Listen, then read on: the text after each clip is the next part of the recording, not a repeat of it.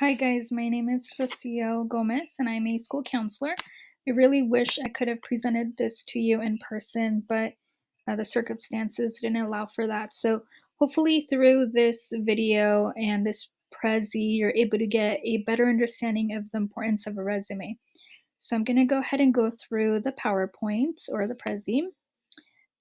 So what is a resume?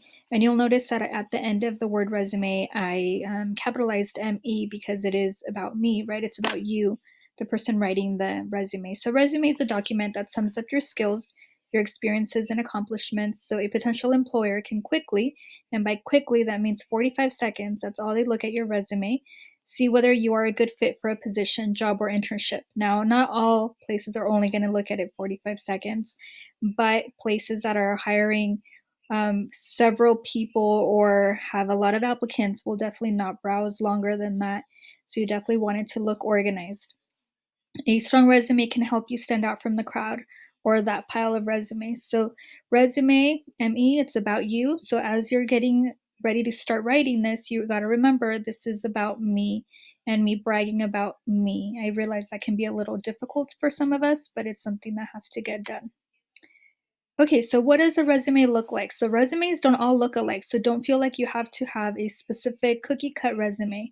There are some general guidelines though, so employers or internships or whoever, they generally prefer that your resume is only on one side of a page, and for the most part, just one page. As you get older, meaning after you've gone through college, maybe grad school, internships, a couple of jobs, your resume might be a little longer than one page. It could potentially be 2 pages.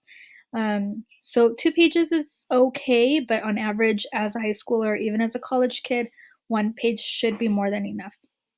Now, it doesn't have to be on like fancy paper or anything like that. It definitely shouldn't be on colored paper if you feel like that's going to help you stand out. Not really. If anything, that might be a little too extra.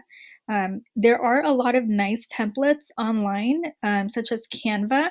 The resume that I'm going to show you is not necessarily a modern looking resume, but it helps me show you what kind of things are supposed to go on the resume. Okay, so writing a resume. So your resume should be concise, yet also providing sufficient information to present effectively your qualifications and to interest the employer enough to invite you for an interview.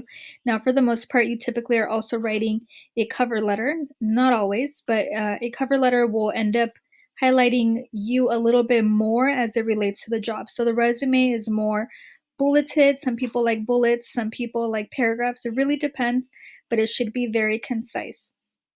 Define your experience and education in professional terms appropriate to the level and quality of your experience. Every word in your resume must provide evidence that you're a qualified candidate for the position you are seeking. Okay, so once you have your resume completed, you should ask your parents, if you trust your parent for this, teachers, your counselor, a mentor, maybe an older cousin, older sibling, to give you some feedback. A lot of times when you apply to college or even other jobs that require letters of rec, your teachers, your employer, whoever you work with will be writing you a letter of rec. So the resume is what they initially ask for, just to be able to write about you. So if it makes sense to them, then you have a good resume in your hands. Now, it's always important to look for grammar errors.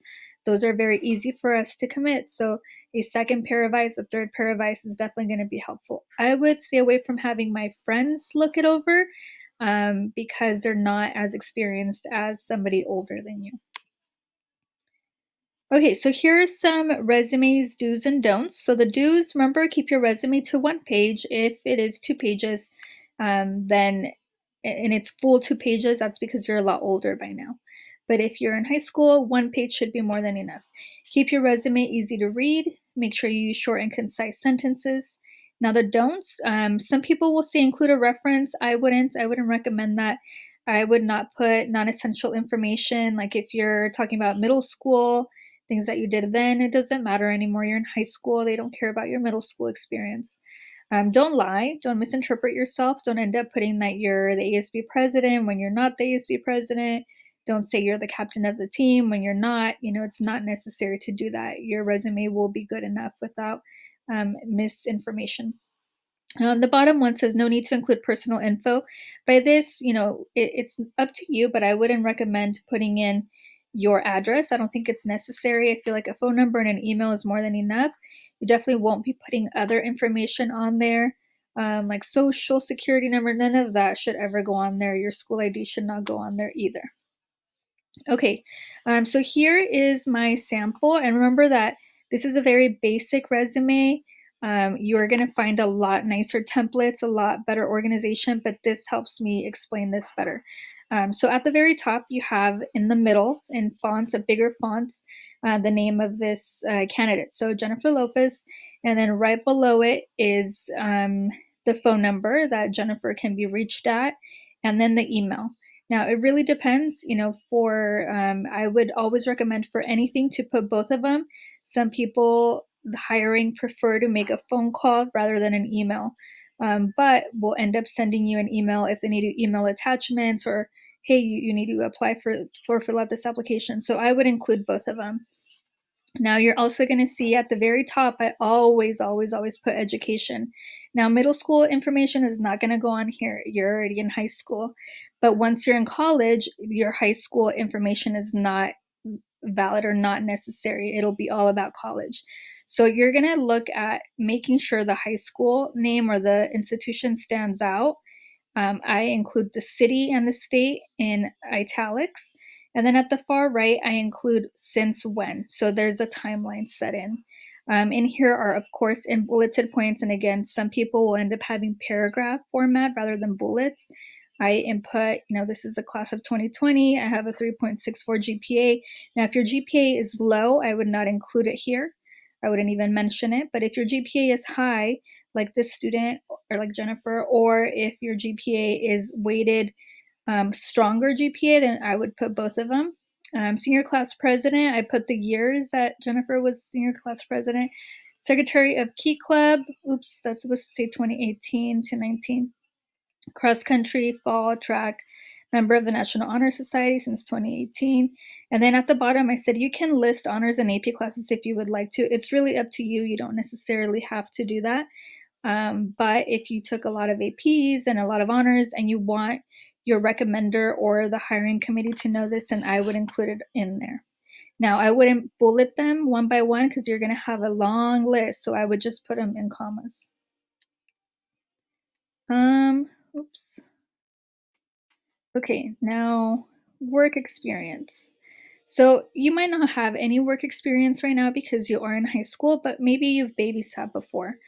So I added here babysitter in Artesia, responsible for the care of a 5-year-old, prepping meals, assisting with homework, and creating activities twice a month. You always want to use a lot of descriptive words, adjectives in your resume.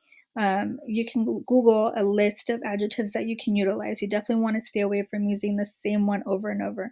So again, I put the dates, April 2019 to the present, my position, babysitter, or Jennifer's position, city and state. Another position here, so name of the company and the city, there should be a comma here as well and here. The dates, April 2016, assist customers with orders, support colleagues, prepare juices, and maintain a clean environment. So a nice description of what Jennifer did at Jamba Juice. Volunteer experience. So you might have a lot of different volunteer experience. If it's something that you only did once, like you did a beach cleanup, another day you did like a park cleanup, or you volunteered at the treats in the streets, or the trunk trick or Halloween events, things like that, I wouldn't include on here. I would only include volunteer experiences that you've done for several times. For example, this one, the student or Jennifer was volunteering at Clinton Elementary School District in the summer. She supported teachers, responsible for special events, communicated with parents on behalf of teacher. So location, we already know she's a volunteer, so there's no need to put the position here. And then the city, and then a couple bullets explaining what she's done there. This one, Cerritos High Tutoring, worked one-on-one with students, and I put the dates as well. Responsible for helping coordinator check in participants. So you want to list the things that you did with that volunteer experience. So whatever it is that you did, you want to use those adjectives, those descriptive words to explain what you did for that organization or institution. At the bottom, we're listing honors and awards. So athlete of the month, when did you get this? Student of the month, why? Perfect attendance, top reader. So all of this pertains to things in high school only. If you're in high school, if you're in college, then you're only using college honors and awards, unless things that you got in high school were grandiose.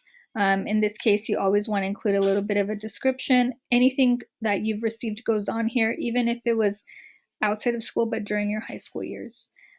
Skills, so skills bilingual, able to collaborate, effectively communicate, master of Microsoft Office. I put type 70 words per minute, CPR and first aid, that should say certified. So all in all, your resume gives a nice summary of who you are. Remember that they're looking at it for 45 seconds. So it should look nice and organized. In my opinion, this is an organized resume, but there's a lot more modern ones out there that you could utilize. If you have questions, feel free to reach out.